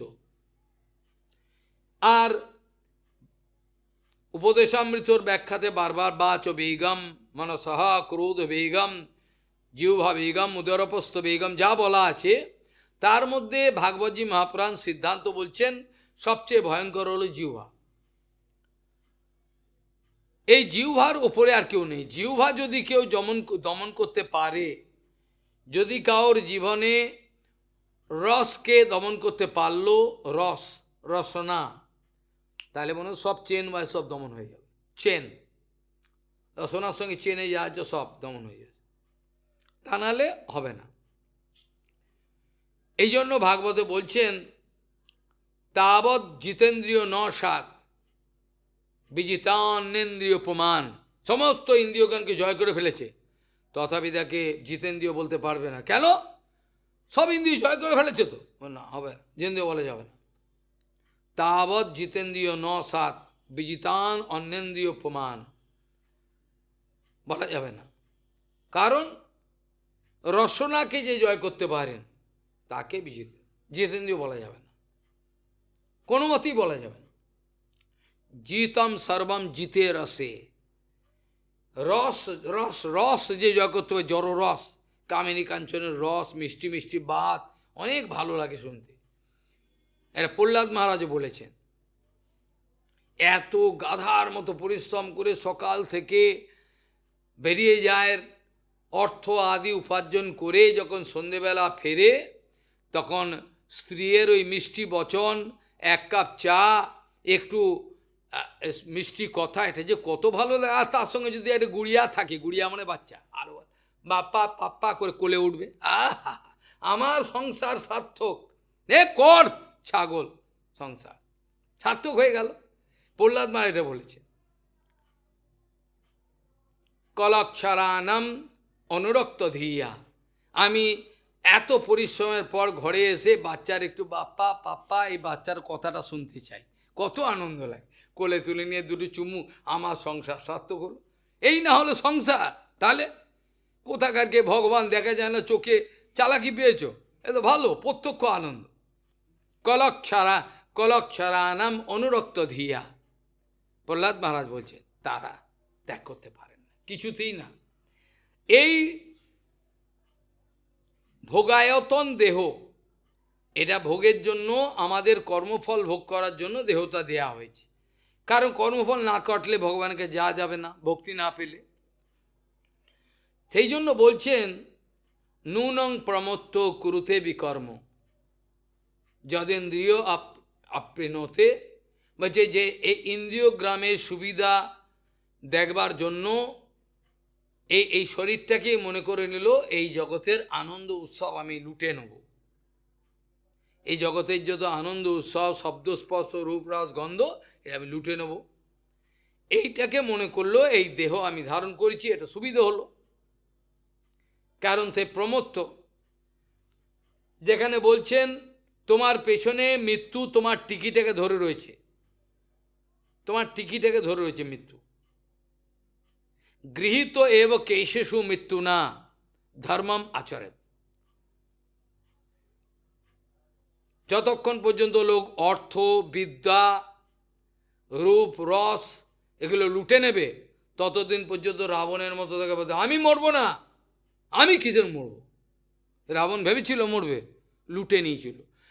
প্রভুপাদ বলছেন তার দুর্বুদ্ধি এমন অবস্থায় পৌঁছালো, সে তো ইন্দ্র বরুণ থেকে সূর্য চন্দ্র সবাইকে নিজের কাজে লাগিয়েছে, সেবা, এই আমার সেবা কর, হাত জোর করে দাঁড়িয়ে থাকতো। তার কত বড় ক্ষমতা! প্রভুপাদ বলছেন রাবণের কত বড় ক্ষমতা, তার বুদ্ধি কিছু কম ছিল না, বিদ্যাবত্তাও ছিল, কিন্তু বাজে কাজে লাগালো। রাবণের বিদ্যাবত্তা ছিল, বিদ্যা ছিল, কিন্তু মায়াবাদী বিদ্যা হয়ে গেল। প্রভুপাদ বলছেন এ সমস্ত জগতেরকে বশীভূত করেছিল ইন্দ্র বরুণ, সবাইকে নিজের চাকর বানিয়েছিল, যা বলবে তাই শুনবে। কিন্তু সে বুঝতে পারেনি মরণ নিকটে আছে বসে, এটা জানতে পারেনি। তার এত বড় দুর্বুদ্ধি হয়ে গেল, ভগবানের শক্তিকে হরণ করবে। ভগবানের যে শক্তি, সীতা দেবী লক্ষ্মী, তাকে হরণ করবে, এত বড় দুর্বুদ্ধি হয়ে গেল। এইরকম ভাবে তার সর্বনাশ হয়ে গেল, সব শেষ। যখনই আমরা ভগবৎ শক্তিকে অপহরণ করি, তখন আমাদের সর্বনাশ নাকের ডগায় নাচে, কিছু করা যায়। তার নিজের জীবনে সব শেষ করলো রাবণ, একটাই জেদে, ভগবানের শক্তিকে হরণ করবেন, এই বিচার নিয়ে তার সর্বনাশ হয়ে গেল। এরা বলছেন যে আমাদের এই যে দেহ ধারণ করেছি, এটা কর্মফল ভোগ করার জন্য, নালে তো পূর্বজন্মেই আমরা সিদ্ধি লাভ করতাম, পূর্বজন্ম হয়নি, অনাদি কর্ম ফলে আমি এই জন্ম আবার পেয়েছি। এই জন্মেতে আমার যে কর্মফলগুলো আমার রয়েছে, ধৈর্য ধরে সহ্য করে আমার এই কর্মফলগুলোকে আমাকে কাটাতে হবে। এখানকার সুখ দুঃখকে অধৈর্য হলে চলবে না। এখানকার বিপরীত পরিস্থিতি, সুখ দুঃখ যা কিছু আছে, এগুলোকে নর্মালভাবে আমার জীবনে গ্রহণ করতে হবে। আমি তত্ত্বানুকম্পা বিচার নিয়ে কারোর প্রতি কোনো অভিযোগ করব না। আমার শারীরিক অবস্থা খারাপ, আমার অর্থনৈতিক অবস্থা খারাপ, আমাকে কেউ মর্যাদা দিচ্ছে না, কোনো কিছুরই কোনো প্রতিবাদ আমি করব না। কারণ আমি তত্ত্বানুকম্পা বিচার নিয়ে, ধৈর্য সহ্য নিয়ে আমি রয়েছি। ভগবান যে কিছু আমার জীবনে করেছেন, করবেন, সব কিছু আমার মঙ্গলের জন্য। বাস্তবিক পক্ষে একটা অনেক খারাপ কাজ হয়ে যায়, ঘৃণ্য, তারপরেও সাধু বৈষ্ণবকে দেখেন এটা মঙ্গলের জন্য হলো, এটা না হলে অন্য কিছু হতো না। এর পেছনে অনেক ভগবানের ইচ্ছা আছে, যদিও আমি জড়িয়ে পড়লাম, হলো না কিছু, কিন্তু এর পেছনে ভগবানের উদ্দেশ্য নিশ্চয়ই কিছু আছে। হয় আমার অহংকারকে ভাঙা বা অনেক কিছু উদ্দেশ্য থাকতে পারে, সেগুলো শাস্তি দিয়ে ভগবান আমাকে শেখান। এরা বলছেন এই দেহটা কে লাভ করে আমি জড়জগতের ভোগ রাগ আনন্দ লুটে নেব, এই বিচারটা কিন্তু ঠিক না, পাশবিক বিচার। এই শরীর দেয়া হয়েছে আমার কর্মফল ভোগ করে ভগবত ভজন করে চলে যাও, কিন্তু আমি সেটা বুঝলাম না। এটা ভোগায়তন দেহ পেয়ে আমি লুটে নেওয়ার চেষ্টা করলাম, গুরু বৈষ্ণবকে ধোকা দেওয়ার চেষ্টা করলাম, চোখে ধুলো দিলাম। কিন্তু আমার মনে রাখতে হবে পূর্ব কর্মফলের জন্য আমি এই দেহ পেয়েছি, এই একটা দেহ পেয়েছি। আবার এই দেহটাকে কিন্তু আর ভোগেতে লাগানো উচিত নয়। এই এত সুযোগ আমি পেয়েছি, এটাকে ভোগেতে লাগিয়ে দেবো, এটা উচিত হয় না। কারণ এটাতে কষ্ট দুঃখ এমনিতেই হচ্ছে, এই অবস্থায় কিছু করার নেই। এই জন্য ঋষভদেবজি মহারাজ বলছেন শতপুত্রকে, আমার মনে হয় এই কর্মফল আরও বিকর্ম করতে যেগুলো উচিত নয়, অবৈধ ক্রিয়াকর্ম, সেগুলো করতে নিজেকে জড়িয়ে ফেলা মায়ার বন্ধনে, এটা বুদ্ধিমানের কাজ নয়। এটা আমি বুদ্ধিমান ব্যক্তির মনে করি। এই দেহটা আর উচিত নয়, আরেকবার দেহ আমি পাবো, যেটা ভরতজি মহারাজ কেঁদে বলেছিলেন যে আমি আর দেহ ধারণ করব না, অনেক হয়েছে, একবার চেষ্টা করলাম, কত সুযোগ ভগবান দিল, পারলাম না, আকর্ষণ চলে এলো, আবার সেই হরিণ জন্ম লাভ হলো আমার, হায় হায় কি করব।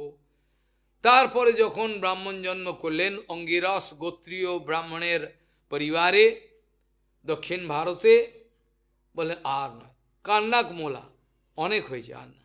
এবার আমি কারোর সঙ্গে কথা বলবো না, কোনো কথা আমি বলবো না, মূর্খ কালা ভয়রা এরকম ব্যবহার করব। কারণ বলা যায় না কোন কথা বলতে গিয়ে কার সঙ্গে কী বন্ধনে পড়ে যাবো, বলা যায় না। আমি আর বলছি না। তাহলে চিরকাল তিনি কি করলেন, ও বোকা শেখে, বাবা শেখাচ্ছে ব্যারহিতি, গায়ত্রীর ব্যারহিতি শেখাচ্ছে, কী ভাগ করে করতে হয়, সেগুলো কথা বলছেন না, বাবা শেখাচ্ছেন, তাকিয়ে রয়েছে। আবার সে উল্টো করে, হ্যাঁ তোর দ্বারা হবে না কিছু। বাবা মাসের পর মাস শিখিয়েও ও করছে মানে ইচ্ছে করে করছে না। আর যদি কথা বলে, পৌপাতে এই কথা বলেছিলাম, আমি যদি আরও হায়ার এডুকেশনের দিকে যাই, সংসারের লোক বেঁধে করে আমাকে বিয়ে দিয়ে দেবে, ওই জন্য আমি আর ওই পড়াশোনার দিকে গেলাম না। পৌপাত বলছেন সংসারে সব আছে, সব বিরক্ত করবে, হ্যাঁ না, ভালো যদি মূর্খ সেজে আমি ভগবানকে পাই, আমার MA PhD করার দরকার নেই, MSc PhD কী লাভ আছে? মূর্খ সে ভগবানকে পেয়ে গেলাম, ভালো। আমার পড়াশোনা করতে গিয়ে আমি সব নষ্ট হয়ে গেল, আমার কী লাভটা কী হলো? তো লাভ তো কিছু, সব ক্ষতি, সব শেষ হয়ে গেল না, লাভটা কিছু হয়। হেন বলছেন যে আমি মনে করি এই যে দেহটা প্রাপ্ত হওয়া গেছে, এটাকে আবার আমি নষ্ট করব, এটা উচিত আমার মনে হয় আর নষ্ট করা উচিত নয়। এই দেহটা প্রাপ্ত হয়ে এবার ভজনের দিকে, ভগবান ভজন করে নিত্য জগতে যাওয়াটাই আমার মনে হয় ভালো। আমরা বিগত দিনের কালকে আলোচনাতে আমরা দেখেছিলাম যে কিভাবে ওকে বলেছেন মন্ত্র, তাকে বলেছেন এই করতে করতে মন্ত্রের একটা নেমে আসছেন, ধারা নেমে আসছে, কিন্তু হলে কি হবে, মন্ত্রের ধারা নেমে এলেই হবে না, মন্ত্রের ধারা কতটা পরিমাণে পারফেক্টলি মানে ইনট্যাক্ট ওয়েতে without any adulteration or impurity contamination আমাদের কাছে আছে, that is the most vital point. আমরা কারোর থেকে মন্ত্র নিয়ে নিলাম দুম করে, এটা বড় কথা না, কিন্তু মন্ত্রটা যে নেবো, যে মন্ত্রটা নেবো সেটা তার পারম্পর্য লাইনটা দেখব। কিন্তু ছাগল গরু যারা আছেন তারা এসব বুঝবেন না, তারা এগুলো বুঝবেন না, তাদের এগুলো মাথায় আসে না, মিনিমাম সেন্স পর্যন্ত না এটা নাকি গৌড়িয়া মঠের অবস্থা হয়েছে। আমি হো হো করে হাসি। আগেকার দিনে ম্যাট্রিকুলেশন যে লোক পাস করেছে সে লোকগুলোকে আমরা দেখেছিলাম, এখনকার দিনে বিএ এমএ পাস করেছে পারবে না, ভুল করবে, ম্যাট্রিকুলেশন পড়েছে মাত্র, ওরে বাপ কি পাওয়ার তাদের, ম্যাট্রিকুলেশন এত নলেজ পড়েছে, এখন আর কি করছে, কিন্তু চাইছে না। কাজেই এডুকেশনের স্ট্যান্ডার্ড নেমে গেছে, শিক্ষা দেওয়ার যারা লোক তাদেরও চরিত্র খারাপ, তাদের আর নেই, শিক্ষকের চরিত্র খারাপ, প্রত্যেকটা স্কুলে বেশিরভাগ ক্ষেত্রেই এরকমই, সব বলছি না, কলেজে সব খারাপ। এই আর্ট কলেজে ছেলেটা ভর্তি হয়েছে, আমি আগে থেকে ভবিষ্যৎবাণী করেছি আর্ট কলেজে সাবধানে থাকবে, মাস্টারগুলো চরিত্রহীন, বলছে তাই, নোংরা, এতটাই ঘৃণ্য যে যাদের মুখে আনা যাবে না, ওরা আর্ট শেখায়, কিছুই শেখায়, এই ধরনের অবস্থা।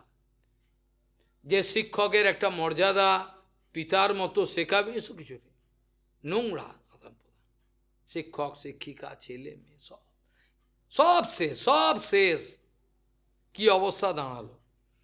কাজেই মন্ত্র আমি নিয়ে নিলাম এটা বড় কথা নয়, প্রভুপাদ বলেছেন মন্ত্র আমি নিলাম এটা বড় কথা নয়, মন্ত্র কোত্থেকে নিলাম, কেমনভাবে নিলাম, কি ভাব নিয়ে, এটা বড় কথা। আমি সেবা লোক দেখানো সেবা কত করে নিলাম, এটার থেকে বড় কথা হলো কীভাবে আমি করলাম, কি মানসিকতা নিয়ে, কি অনুভব নিয়ে আমি করলাম, সেবা এত সেবা আমি করে দিলাম। এর থেকে সবচেয়ে গুরুত্বপূর্ণ বিষয় হলে সেবাটা যে আমি করলাম কতটা ভাব নিয়ে আমি করলাম, কি ভাব নিয়ে করলাম, কেমনভাবে করলাম, তাতে আমার হৃদয়ের কতটা নির্মলতা বাড়লো, এটা বিচার কেউ করতে চায় না, মুশকিল ব্যাপার, যার জন্য সব গণ্ডগোল। কাজে এখানে বলছেন যে কালেন নষ্টা প্রলয়ে বানিয়ম বেদ সংগীতা ময়াদো ব্রহ্মণে প্রক্তা ধর্মো यस्याम मदात्मकः तेनो प्रक्ता च पुत्रायो मनवे पूर्वजाय सा ततो भृगवादयो अग्रिन्नन सप्तो ब्रह्मर्षयो तेभ्यो पितृभ्योस्तत्पुत्रा देवो दानव गुह्यकः मनुष्यः सिद्धो गंधर्वः सविद्याधरचरणः किंगदेवः किंकर किन्नर नागा रक्षो किं पुरुषादयो बहवस्तेषां प्रकृतयो रजसत्तो तमो भुवः जाभिर्भूतानि विद्वान्ते भूतानां ततयस्तथा यथा प्रकृति सर्वेषां चित्रा वाचः स्रवन्ति। এই যে প্রথমে পেয়েছিলেন ব্রহ্মা, যখন পেলেন ভগবানদের তখন কতটা পাওয়ারফুল। আমি অনেককে মন্তব্য করতে শুনেছি যে আগেকার দিনে গুরুবর্গ ছিলেন, তার চলে এখন আর কিছু নেই, সব শেষ। তাহলে সে কিন্তু কথাটা বললো ভক্তিবিনোদ ঠাকুরের বিরুদ্ধে, শাস্ত্রের বিরুদ্ধে কথা বলল। আমি ইমলিতলায় আজ থেকে 20 বছর আগে ইমলিতলায় বৃন্দাবনে থাকতাম, ও ঘোরাঘুরি করতো, ওখানে দণ্ডবত আসছি, দেখি একটা ব্রহ্মচারী পাঠ করছে। ব্রহ্মচারী বলছেন এখন আর সেসব নেই, সব শেষ হয়ে গেছে, হ্যাঁ সেসব শক্তিও নাই, কিছুও নাই, হ্যাঁ গুরুবর্গ চলে গেছে। আমি বলি কী বলছি রে বাবা, তাই তো লোকের হৃদয় ভেঙে যাবে। আমি যদি মনে করি এখনকার দিনে আর প্রভুপাদের সেই শক্তি কার মধ্যে সঞ্চারিত হচ্ছে না, তাহলে তো আমার বুকটা ভেঙে যাবে না, তাহলে তুমি আশা রাখতে পারবো, আই বিকাম হোপলেস। আমি তো আশা বেঁধে রয়েছি না যে আমার প্রভুপাদের শক্তি পেতেই হবে, তাহলে প্রভুপাদের কৃপা যদি না পাই তাহলে আমার কি লাভ হলো? তাতে লাভ হলো না। তাহলে যদি প্রথমেই আমি আশা ত্যাগ করে দিই, প্রভুপাদের শক্তি আর এখনকার দিনে আর পাওয়া যাবে না, তাহলে হলো না, তাহলে ভুল হয়ে গেল। প্রভুপাদের কৃপা আসবে গুরুবর্গের মাধ্যমে, কেন আসবে না? নিশ্চয় আমার মধ্যে কোনো ভেজাল আছে। যদি আমার মধ্যে কোনো ভেজাল না থাকে তাহলে কেন আসবেন? আসবেন, নিশ্চয়ই আসবে। আরে আসবার জন্যই তো বসে রয়েছে ওরা। ওরা তো দেওয়ার জন্য বসে, আমি নিতে পারছি না, আমার পাত্রতা নাই, আমি কি করব? সেই না বলছেন, এইভাবে মন্ত্র পারম্পর্য ক্রমে বইতে বইতে অনেক অন্য জিনিস হয়ে যায়, অন্য কিছু মিশে যায়। অর্থাৎ মন্ত্রের কারোর আচরণ নেই, করছে কিছু, সব কিছু যে যার ইচ্ছা মতো হতে থাকে। যেমন এখন বর্তমানে হয়েছে, যে আচার্য যেমন পাবে ওটাই নিয়ম করে দেবে, এখন বলবার কিছু নেই। ওকে যদি বললো গুরুবর্গ বলে গে, ধর মশাই আপনার কি আছে, ফরেন ট্রিপ আছে না শিষ্য আছে, তাই তো ঠিকই তো, ওদের কথাই মানবে, ওদের কথাই তো মানবে, ও তো পপুলারিটি আছে, ওইটাই মানবে। গণগড্ডালিকায় প্রবাহে আমাদের সব জনমত এইটি জয়যুক্ত হবে বর্তমান কলিকালে, কিচ্ছু করার নেই। তাতে আমাদের উন্নতমের বিষয় নয়, তথাপি আমরা তাদেরকে সাবস্ক্রাইব করব না। তারা আমাকে একঘরে করতেও পারে, আমার কিছু যায় আসে না। প্রভুপাদ আমার গুরুবর্গ আমার সঙ্গে থাকলেই হবে। তাই যে এইভাবে বলতে বলতে তাদের পারম্পর্যের এইসব যে কথাই বলতে বলতে এবার কি হলো, যেমন যেমন তাদের ভাব এলো সেই অনুপাতে সমস্ত আস্তে আস্তে হারিয়ে যেতে লাগলো। এই যে প্রথমেই বলেছিলাম কালে না নষ্টা প্রলয়, কী করে হারালো? এইভাবেই তো হারিয়ে, যখন কালের গতিক ভীষণ, যাদের দিব্যচক্ষু উন্মিলন করে দেখে তারা দেখতে কালের গতিকে সব ভেসে যাচ্ছে, সব ভেসে যাচ্ছে, কী হচ্ছে সব। যাদের দিব্যচক্ষু উন্মিলন হয়নি তারা এই রক্তমাংসের শরীর দেখবে, মেয়ে ছেলে বেটা ছেলে খাওয়া গেলা ইটে দেখবে, আর কিছু পারবে না। যেটা অর্জুনকে এ সম্বন্ধে অনেক লেখাও হয়েছে। অর্জুনকে যখন ভগবান দেখালেন তখন অর্জুন কি দেখছেন, সমস্ত আগে থেকেই মরে রয়েছে, সব দাঁতে লেগে ঝুলছে, সব প্রলয়, সমস্ত কিছু দেখলেন। ভগবান বলছেন আমি তাদেরকে আগে থেকেই মেরে রেখেছি, নিমিত্ত মাত্র ভবসব্যসাচী, তুমি নিমিত্ত, ইনস্ট্রুমেন্টাল পার্ট তুমি প্লে করো, আমি সব করে রেখেছি, তুমি বাহাদুরি করবে সেটা হতে পারে না, সব করা রয়েছে আমার। যাই হোক, এখানে বলছেন এইভাবে করতে করতে যে সকল বেদবাণী দ্বারা সাধারণ ও বিশেষ জীবগণের ভেদ হয়ে গেল আস্তে আস্তে, একই প্রভুপাদ সেখান থেকে ভাগ হতে হতে এখন এমন অবস্থা দাঁড়িয়েছে তার বিচার আদর্শকে বজায় রাখার কোনো ব্যবস্থা আর সহসা দেখা যাচ্ছে না, নিশ্চয়ই আছে কোনো জায়গায়। এইভাবে তাদের স্বভাব বসে, কোনো মানুষ চাইতো তার স্বভাবের বাইরে যেতে পারে না। স্বভাব মানে আমি বলতে চাইছি রজ তম শতগুণের যে প্রভাবের ফলে, বর্তমান রিয়াকশানের ফলে তার যে বর্তমান অবস্থাটা, এটা তার তাৎকালিক যে অবস্থাটা দাঁড়িয়েছে, তো স্বস্বভাবে প্রতিষ্ঠিত হতে পারছে না। যখন কোনো জীব স্বস্বভাবে প্রতিষ্ঠিত হতে পারে, বলতে জীবের স্বরূপ হয় কীর্তন নিত্য দাস। যখন কোনো জীব স্বস্বভাবে প্রতিষ্ঠিত হবেন সেটাকে বলে জীবের স্বরূপ হয় কৃষ্ণ নিত্য দাস, সেটা আলাদা। কিন্তু বর্তমানে স্বভাব বলতে এই যে গড়াতে গড়াতে অনন্তকাল ধরে বর্তমান সংস্কার আমার মধ্যে যে একটা ইমপ্রেশন ফেলেছে, according to that impression I am going to get inspiration and doing everything. আমি এইভাবে চলছি না, আমার প্রেরণাটা কি? ইন্সপিরেশন, আমার কর্মফল আমাকে প্রেরণা দিচ্ছে, এইভাবে চলছে, আমি কিচ্ছু করার নেই, কর্মফলতে আমি চলছি। আর আরেকজন প্রেরণাদাতা আছেন, তাকে কেউ জানতে পারে না। এ ভালো বা কর্ম, যে ভালো কর্ম মন্দ করে যা করবে ভগবানের প্রেরণা ছাড়া করতে পারবে, সেটা হচ্ছে আলাদা প্রেরণা। জীবের যে আরবিটারি মুড, একটা স্বেচ্ছাচারিতা, সেটা একটা আছে, সেটা যারা নিয়ন্ত্রণ হতে চায়। কিন্তু ভেতর থেকে সূক্ষ্মভাবে অর্জুন যেহেতু তার নোংরা কর্মফল, নোংরা চরিত্র সব কিছু, সেই জন্য তাকেও প্রেরণা সেইভাবেই দেবে। মানে কর্মটা করা কোত্থেকে পাবে? তার শক্তিতে পাবে। সে মনে করছে আমি করছি, কিন্তু ভগবান শক্তি না দিলে হবে। এ তো ভগবানকে পর্যন্ত চেন দিয়ে বেঁধে ফেলল, ভগবানকে কি করতে গেছে, বোঝাতে গেছে, ওকেই বেঁধে ফেলল। কৃষ্ণকে বেঁধে জেলে ঢুকিয়ে দাও, কি ছাগল না পাগল, এই অবস্থা। এবং এইভাবে বলছেন যাভির ভূতানি ভিদ্বান্তে, এইভাবে ভূতগণের মধ্যে পরস্পর বিভেদ হয়ে গেল। যেমন প্র্যাকটিক্যাল আমি উদাহরণ দেব,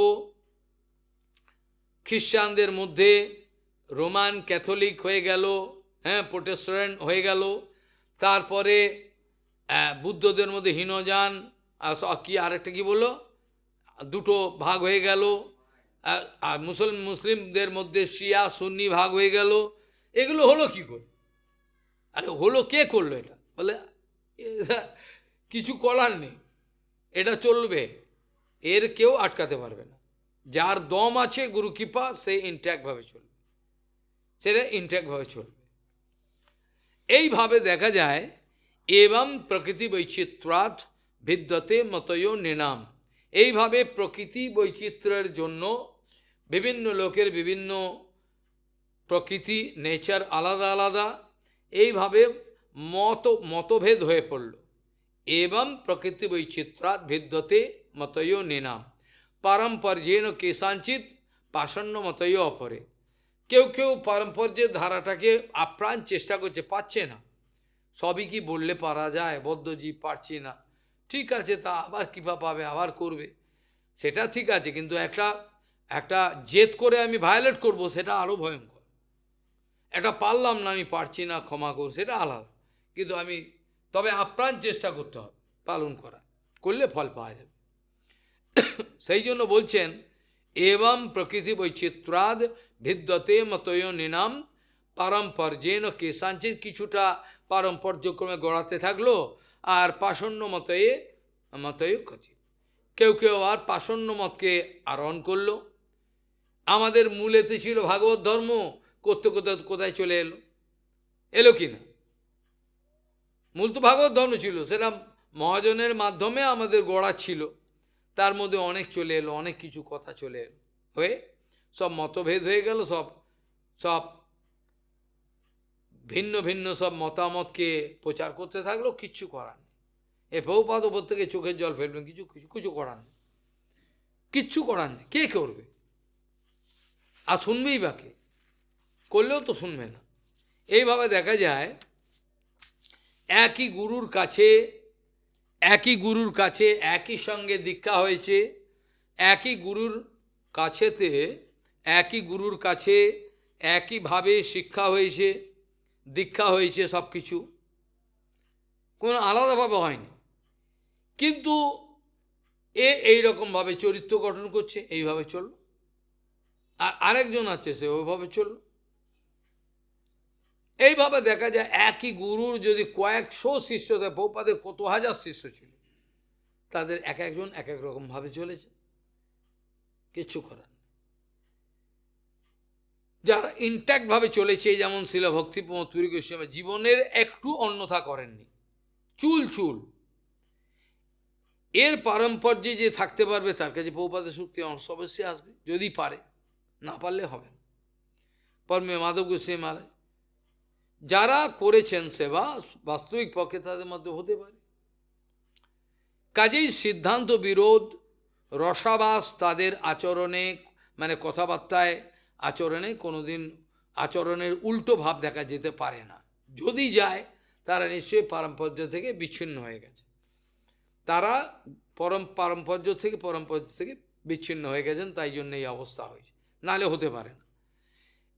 একইভাবে দেবগুরু বৃহস্পতির কাছে বিরোচন এবং ইন্দ্র ব্রহ্মবিদ্যা লাভ করার জন্য গেলেন, তারা দুজনেই ব্রহ্মচর্য পালন করে সেখানে সে শিক্ষা গ্রহণ একইভাবে বসে রয়েছে, কিন্তু বিরোচনের পূর্ব সংস্কার আলাদা, সেই জন্য বিরোচন একরকমভাবে ব্রহ্মবিদ্যাকে গ্রহণ করল, অন্যভাবে গ্রহণ করল। আর ইন্দ্র তার অনুকূল আছে একটু, তা যেহেতু সাত্ত্বিক সব কিছু, তার মধ্যে অন্যরকম, তাও ইন্দ্র সন্তুষ্ট হতে পারলো না, আবার এলেন, আপনি যা বলেছেন আমি ততটা ভালোভাবে বুঝতে পারলাম না, আবার তাহলে 12 বছর আরও তুমি ব্রহ্মচর্য আমাকে থাকো। এইভাবে তিনি, বেদেতে ইন্দ্রের অনেক কথা আছে, ইন্দ্রও বলছে, বেদান্তেও অনেক প্রসঙ্গ আছে, সেগুলো সব আলোচনা হচ্ছে, সব যাই হোক। এইভাবে দেখা যায় একই ধারা থেকে আস্তে আস্তে বিচ্ছিন্ন হয়ে সমস্ত কোথায় চলে যায়। কেউ যদি এখন জেদ করে যে আমার যে পরম্পরা এটাই ঠিক, জেদ করলে তো হবে না, জোর জবরদস্তি এটা বিষয় না। আমি কাউকে বললাম আমি গঙ্গার জল চাই, সেই যদি গঙ্গায় না গিয়ে গঙ্গার জল পেতে গেলে ঠিক যে যে ধারা দিয়ে যেমনভাবে গঙ্গা গেছে সেইখানেই আমাকে গিয়ে গঙ্গা জল আনতে হবে। আমি অজয় নদীর জল নিয়ে এলাম, এসে বললাম গঙ্গা জল পিছু হবে না, তা হবে না, আমাকে গঙ্গা জলই আনতে হবে। ঠিক সেইভাবে পারম্পর্যক্রমে কোন জায়গা দিয়ে সেই ভাগবত ধর্মের ভগবত শিক্ষা গেছে সেটাকে জানতে হবে। তাতে যদি মন্ত্র পরম্পরায় বিঘ্ন দেখা দেয়, মন্ত্র পরম্পরা দিয়ে কেটে গেছে, ও চরিত্রহীন হয়ে গেছে, আর হচ্ছে না, সেক্ষেত্রে মন্ত্র পরম্পরাকে উপেক্ষা করে, মানে মন্ত্র উপেক্ষা করা যায় না, তবে কী করবে, এখন ভেঙে গেছে, এর জোড়া লাগানোর জন্য ভাগবত পরম্পরায় যেতে হবে। যে কোনোভাবেই আমাকে ভাগবত পরম্পরায় যেতে হবে। কারণ আমি একথা পুনঃ পুনঃ আলোচনা করেছিলাম যে সমস্ত মন্ত্র পরম্পরা তাদের ভাগবত পরম্পরা হতেই হবে। যত মন্ত্র পরম্পরা আছে আমাদের এই গৌড়ীয় সম্প্রদায়ে, আমি কোনো নাম বলছি না, যেখানেই থাকুক, যে মন্ত্র সে শ্যামানন্দ পরিবারে হতে পারে, শ্রীনিবাসের পরিবারে, নর্তম পরিবারে হতে পারে, অদ্বৈত যে কোনো পরিবার, যে কোনো মন্ত্র পারম্পর্যক্রমে যা আসছে, সেই মন্ত্র পরম্পরা যারাই থাকবেন মন্ত্র দিচ্ছেন, এটা ভক্তিবিনোদ ঠাকুর দৃঢ়ভাবে তার সম্প্রদায় প্রণালী নামক, তারপরে সাধুসঙ্গের প্রণালী, যে অনেক কে শোনে, ভক্তিবিনোদ ঠাকুরেরই কাপড় খুলে দেওয়ার চেষ্টা করছে। এত বড় মানুষ, তা এত বড় প্রচারক হয়েছে, প্রতারক হয়েছে, এত বড় ভক্তিবিনোদ ঠাকুরের দোষ ধরছে। কি করবে এই সমাজে আমরা থেকে, কি করব? এখানে বলছেন সে অদ্বৈত পরিবার হোক, নিত্যানন্দ যে পরিবারই হোক, কিন্তু সেই পরিবারের মধ্যে আমাদের খেয়াল রাখতে হবে যেন সেই মন্ত্র পরম্পরার মধ্যে যে ধারাটা নেমে আসছে, তাদের প্রত্যেককে ভাগবত পরম্পরায় থাকতেই হবে। মন্ত্র পরম্পরা যে কোনোভাবেই আসুক, সমস্ত মন্ত্র পরম্পরা যদি ভাগবত পরম্পরার মধ্যে সংযুক্ত করার ব্যবস্থা না হয় বা না পারে তারা, তাদের যে অবস্থাটা হচ্ছে না, তাহলে আমাকে ঘুরে যেতে হবে। কিন্তু সমস্ত ভাগবত পরম্পরা মানেই মন্ত্র পরম্পরা এটা নয়, সমস্ত ভাগবত পরম্পরা মানেই যে মন্ত্র পরম্পরাই হতে হবে এমন নয়, কিন্তু সমস্ত মন্ত্র পরম্পরা ভাগবত পরম্পরা হতেই হবে, যদি না হয় তাহলে ছেড়ে দাও সেই লাইন থেকে ভাগবত পরম্পরা। কারণ ভাগবত পরম্পরা আর মন্ত্র পরম্পরার মধ্যে পার্থক্য কি? মন্ত্র পরম্পরা হলো কোনো গুরুর থেকে মন্ত্র পেয়েছি, কিন্তু সেই মন্ত্রের সাহায্যে আমাকে মহাভাগবত হতে হবে, অর্থাৎ ভাগবত শিক্ষাটাই নিতে হবে। বোঝা গেল? মন্ত্রের মাধ্যমে মন্ত্র দিয়ে কি করবো? আর এবার 2-4টে মন্ত্র শিখলাম, মুখস্থ করলে হয়ে গেল, মন্ত্র দিয়ে কি পাবো? মন্ত্র দিয়ে পূর্বের যে আদর্শবান সিদ্ধ, যিনি সিদ্ধ নন তার কাছ থেকে মন্ত্র নিয়ে লাভ হয় না, যিনি সিদ্ধ নন কাঁচা তার কাছ থেকে মন্ত্র নিয়ে লাভ হয় না, তার মন্ত্রে কোনো বীর্য থাকে না। বোঝা গেল? যে কথা বলতে গিয়ে আমাদের শাস্ত্রকাররা ব্যাখ্যা করেছেন, বিশ্বনাথ চক্রবর্তী বলেছেন, যেমন কোনো শ্রীখণ্ডীর সঙ্গে কোনো কন্যার বিবাহ দিও না, কোনো শ্রীখণ্ডীর সঙ্গে, কোনো হিজড়ের সঙ্গে, শ্রীখণ্ডীর সঙ্গে কোনোদিন কন্যার বিবাহ দেবে না, কন্যার জীবন নষ্ট হয়ে যাবে। আর বালিতে কখনো জল ঢালবে না, বালিতে জল ঢাললে বালিতে বীজ বপন নিষেধ, বালিতে বীজ দিলাম লাভ হবে না, বীজ তো উপ্ত মানে স্প্রাউট বেরোবে না। আর যে অপাত্রে মন্ত্রদান, 3টে মুখস্থ রাখবে, অপাত্রে মন্ত্রদান নিষেধ, অপাত্রে মন্ত্রদান দিয়ে বালিতে বীজ বপন নিষেধ, আর কখনোই কোনো পিতা যেন কোনো শ্রীখণ্ডীর সঙ্গে নিজের কন্যার বিবাহ না দেন, লাভ হবে না। এই 3টেই বেকার, যেটার জন্য আজকে আমাদের সমাজে হাহাকার হয়ে গেছে, মরুভূমি। কেন? কোনো গুরুর মধ্যে সেই যদি ভাগবত ধর্মে সে প্রভাব থাকে, সে শিক্ষা যদি সে পেয়ে থাকে তবে তো তার কাছ থেকে অপরে পাবে, আর সেই নিজেই পেল না, অপরকে কী করে দেবে? নিজেই তো পেল না, নিজের মধ্যে সে পাওয়ার নেই, সে অপরকে কী করে দেবে? তো হবে না। এই জন্য হাহাকার, সব এরকম অবস্থা, কোনো শক্তি নেই, কিছু নেই, সব ঢোঁড়া সাপ, সব ঢোঁড়া সাপ হয়ে রয়েছে, কিচ্ছু করার। সেই জন্য এটা মনে রাখতে হবে, সমস্ত মন্ত্র পরম্পরাকে ভাগবত পরম্পরা হতেই হবে। যদি না হয় তাহলে ত্যাগ করো, করে ভাগবত পরম্পরা। কারণ মন্ত্র পরম্পরা ভাগবত পরম্পরার মধ্যে কোনো পার্থক্য আমরা দেখতে পাই না। মন্ত্র পরম্পরার মাধ্যমে ভাগবত শিক্ষা, ভাগবত তত্ত্ব বিজ্ঞান আমাদের কাছে আসবে। আর বিশেষ করে গুরুদেব যে নিজের সেবা জীবন অতিবাহিত করেছেন, নিজের অপ্রাকৃত সেবা জীবন যে অতিবাহিত করেছেন, সেই সেবার অপ্রাকৃত অনুভূতি তিনি শিষ্যের মধ্যে দেন। তাহলে আর শুধু শুকনো মন্ত্রটা দিয়ে কী হবে? গুরুদেব শিষ্যের মধ্যে তার সেবার যে প্রত্যক্ষ অদক্ষজ বস্তুর সেবার যে অনুভূতি এর সঞ্চারিত করে, এটাই তো গুরুর কাজ। কিন্তু অপাত্রে করতে পারেন না, যে দেখে অনুগত এ পারবে, দেখে যান। যামুনাচার্য যেমন লক্ষ্মণ দেশকে বলে গেলেন 3টে আঙুলের, সব পরবর্তীকে আলোচনা হবে জানুয়ারি মাসের পর থেকে। তাহলে সেটা তিনি বুঝতে পারলেন। তাহলে সব গুরুর কাছে দীক্ষা নিলেই যে সবাই সমান ফল পাবে এমন কোনো কথা নেই। কাজেই ভাগবত পরম্পরাই হলো মূল বস্তু। মন্ত্র পরম্পরা মানেই ভাগবত শিক্ষা আমি নেব, ভাগবত ধর্মের শিক্ষা। তাই যদি না হলো মন্ত্র নিয়ে কি করব? লাভ কিছু হবে। যেমন পরীক্ষিত মহারাজ কেবলমাত্র ভাগবত শুনলেন, তিনি লেখা রয়েছে তিনি মহাভাগবত, এমনিতে ভগবত দর্শন পেয়েছেন মাতৃগর্ভে, মাতৃগর্ভ তিনি ভগবত দর্শন করেছেন। আর তিনি বাইরের দৃষ্টিতে তার গুরু দেখা যাচ্ছে না। মহাভাগবত পরমংশ শ্রেষ্ঠ শ্রী সুখদেব গোস্বামী তার গুরুর কাজ করলেন। প্রপাতকে বলছেন পরীক্ষিত মহারাজ কার কাছে দীক্ষা নিন? বলে আপনি দীক্ষা মানে কি বোঝেন? দীক্ষা মানে আপনি কি বুঝে ফেললেন? আপনি কি বুঝে ফেললেন দীক্ষা মানে? দীক্ষা মানে কি বুঝে ফেললেন? এই যে তিনি ভাগবত কথা শুনলেন, ভাগবত সেবার প্রত্যক্ষ অনুভূতি গুরুদেব তাকে দিলেন, তার মধ্যে কোনো অনুভবের অভাব নেই। আর কেউ যদি মন্ত্র নেয়, সেই যদি মৃত্যুকে অতিক্রম করতে না পারে, ভাগবত ধর্মের কোনো শিক্ষা তার মধ্যে প্রতিফলিত রূপে দেখা যাচ্ছে না, তাকে টাইটেল দিয়েছে গোস্বামী অমুক তমুক, কিন্তু তার মধ্যে অ্যাপ্লাইড ফর্মে তার জীবনে কোনো ভাগবত ধর্মের শিক্ষা দেখা যাচ্ছে না, সব উল্টোপাল্টা। জগতের লোক কী বোঝে? তাই তো কোনো সিদ্ধান্ত কেন, তারা খাবে, খিচুড়ি খাওয়ার লোক বামন গোস্বামী মহাপদ, এরা কি হরিকথা শুনতে এসছে? এ খিচুড়ি খাওয়ার জন্যে, হরিকথা সবাই শুনবে না। কাজেই যে কোনোভাবে পরীক্ষিত মহারাজের মধ্যে মৃত্যু অতিক্রম করলেন তিনি। মৃত্যু অতিক্রম করলেন বলেই তো সুখদেব গোস্বামী যাবার আগে বলে গেলেন, প্রথমে যখন ভাগবত কথা শুরু করেছিলেন তখন তিনি বললেন, হে রাজন শোনো, ত্বম তু মরিষ্যে পশুবুদ্ধি ইমম জহি, তুমি মরে যাবে, এটা পশুবুদ্ধি, এটা মরে যাবে, এটা শেষে বললেন।